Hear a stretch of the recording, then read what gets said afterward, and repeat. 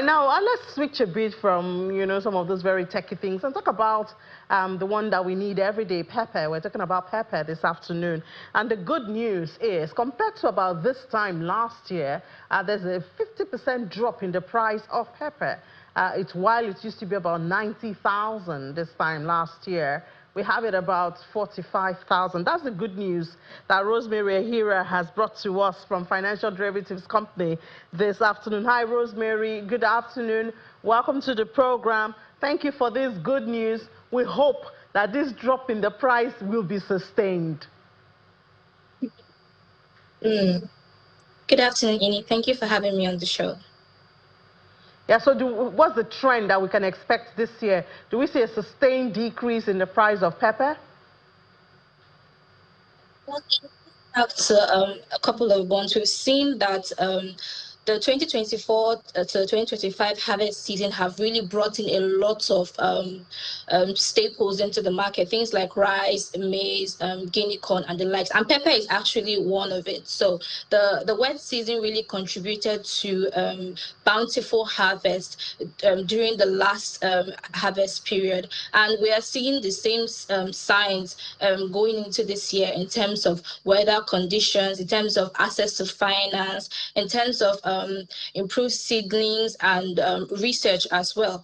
And this is really going to help to improve yields this year. And we're hoping that the sustained price is going to persist. The reason why the drop is so drastic, about 50%, is because demand is typically low during this time.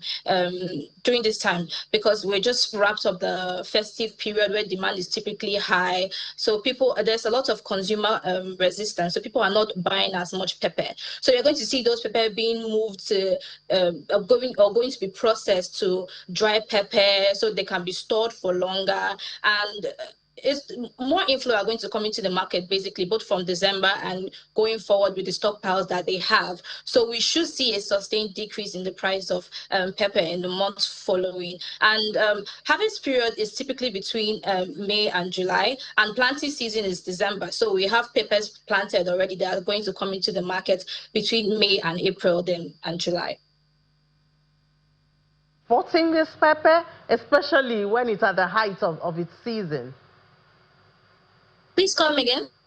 Exporting. Do we hear talks about exporting the pepper in whatever form? Well, Ini, we do export pepper, but it is mostly it's largely unprocessed. We export them fresh, we export them dry, but the world is gradually moving from largely unprocessed or raw inputs to more value-added products. And this is what we should be looking at as a country, because Nigeria will only consume about 65,000 tons of pepper, while we produce over 700,000 tons. So we have a lot for export, So what I will propose is that farmers go through cooperatives where they gather funds together, or they gather initiatives. Rosemary, I can't hear you. Did you mistakenly hit the mute button?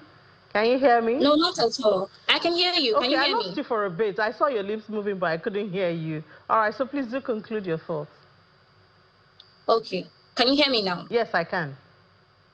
All right. So I did say that we do export pepper, and our demand for pepper in Nigeria is way lower than what we produce. We consume about 65,000 tons of pepper, but we produce over 700,000. So that leaves a lot for us to export. And our exports are mostly unprocessed, So what I was suggesting, because investors don't typically invest in agriculture because of the volatility, when it comes to this sector. So they are afraid of the risk because they might largely lose money.